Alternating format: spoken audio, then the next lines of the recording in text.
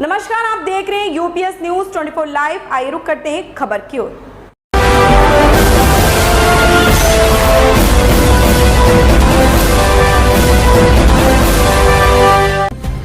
किसान दुखी है और किसान को जो मदद मिलनी चाहिए थी सरकार मदद नहीं दे पाई। सरकार ने कहा हम आय दोगुनी कर देंगे। इधर आय दोगुनी तो नहीं हुई, लेकिन महंगाई दोगुनी हो गई।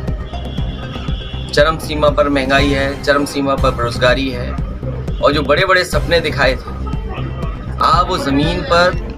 समाजवादी पार्टी के राष्ट्रीय अध्यक्ष व पूर्व मुख्यमंत्री अखिलेश यादव अपने 2 दिवसीय कार्यक्रम के तहत बीते दिन सोमवार को लखीमपुर पहुंचे थे, जहां पर आज दूसरे दिन सपा प्रमुख अखिलेश यादव सबसे पहले जिले के ही पलिया तहसील के गांव त्रिकोलिया पहुंचे, जहां पर उन्होंने पूर्व विधायक स्वर्गीय निर्विंदर कुमार मुन्ना के निवास स्थल पर पहुंचकर उनको श्रद्धांजलि अर्पित कर शोक संवेदनाएं व्यक्त की। जिसके बाद वह पलिया स्थित पूर्व ब्लॉक प्रमुख गुरप्रीत सिंह जॉर्जी के निवास स्थल पहुंचे, जहाँ पर उनका पार्टी के कार्यकर्ताओं ने भव्य स्वागत किया। जिसके बाद उन्होंने आदिवासी समाज को हो रही परेशानियों के बारे में जानकारी ली और उन्होंने मीडिया से मुखातिब होते हुए कहा कि अब जनता जाग चुकी है और अब एक बार फिर सपा अपना परचम लहराएगी, जिसकी तैयारियां हम लगातार कर रहे हैं। वहीं उन्होंने बीजेपी पर जमकर निशाना साधा। उन्होंने कहा कि मौजूदा सरकार केवल दिखावे का काम करती है। आज भी हालात वही के वही हैं। किसान परेशान है, बेरोजगारी बढ़ चुकी है और महंगाई बहुत ही ज्यादा हो चुकी है, जिसकी वजह से आम जनता काफी परेशान है। वहीं उन्होंने पहलवानों के द्वारा चल रहे धरना प्रदर्शन को लेकर भी कहा कि वह सब राजनीतिक शिकार हो रहे हैं। जिसके बाद उड़ीसा में हुए ट्रेन हादसे पर भी वह बीजेपी पर जमकर बरसे।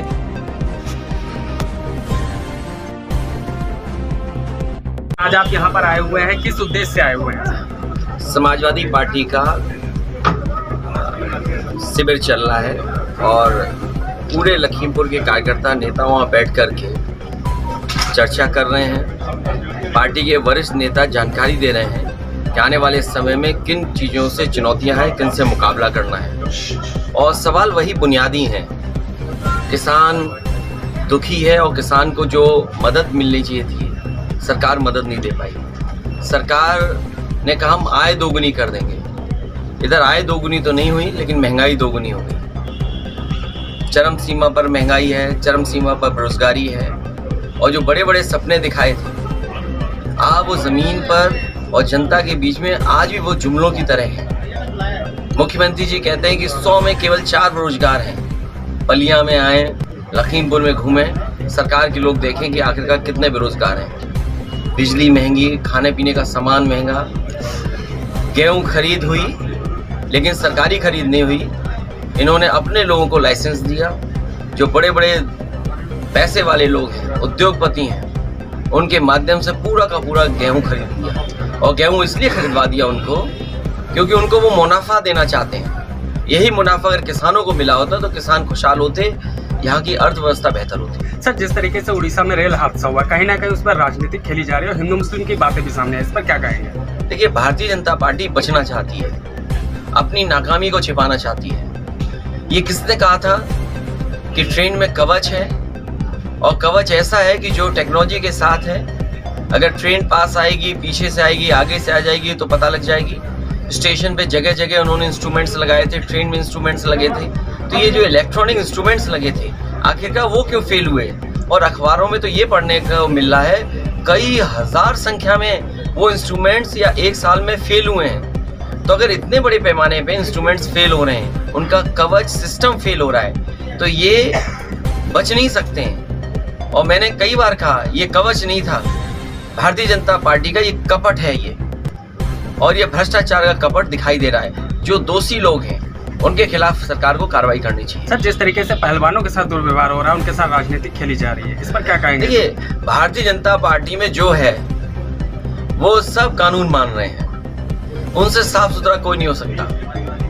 विपक्षी लोग हैं, उनके लिए बुलडोजर है, झूठे मुकदमे हैं। केवल एक पहलवानों का उदाहरण नहीं, अब तो सुनने में आया कि कोई दिशा ही बदल दी भारतीय जनता पार्टी ने।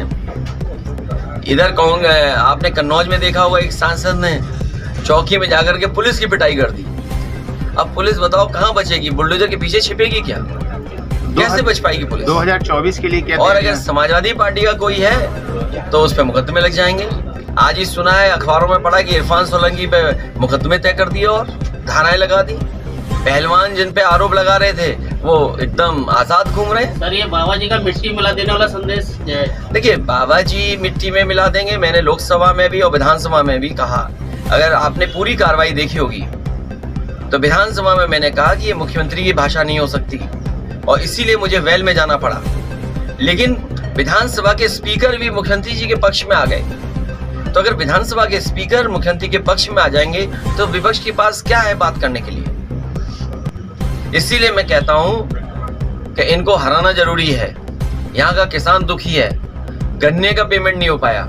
ये तो दावा करते थे कि हम 14 दिन में गन्ने का पेमेंट कर देंगे और अगर 14 दिन में नहीं कर पाएंगे तो बाकायदा इंटरेस्ट दिया जाएगा किसानों को। मैं पूछना चाहता हूं और यहाँ के किसान जानना चाहते हैं कि कितना अभी गन्ने का बकाया है। सरकार हमेशा भुगतान बताती है कि हमने किसानों को इतने लाख करोड़ का भुगतान किया, लेकिन कभी ये नहीं बताते कि बकाया कितना है। ये बकाया किसानों का पैसा कब दिया जाएगा। क्या यहाँ भी भारतीय जनता पार्टी के लोग चीनी मिल के मालिकों से मिले हुए हैं क्या?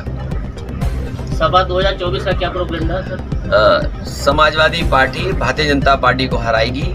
समाजवादी पार्टी के साथ जो दल हैं, हम मिलकर के चुनाव लड़ेंगे और जो जनता में नाराजगी और जिस तरह के मुद्दे दिखाई दे रहे हैं, भारतीय जनता पार्टी 80 के 80 सीटें हारेगी।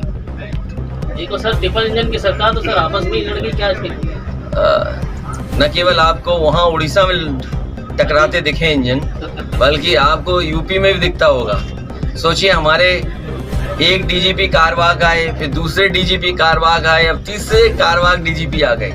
ये तो एक विभाग दिखाई दे रहा है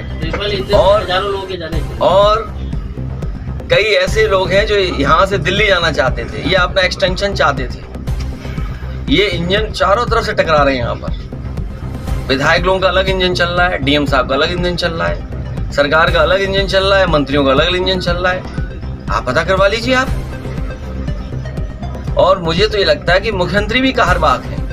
मुख्यमंत्री तो कह रहे हैं ट्रिपल इंजन के साथ विकास कर रही है। याद रखना, 24 का परिणाम बताएगा कि कहाँ सरकार बचेगी, कहाँ गिरेगी।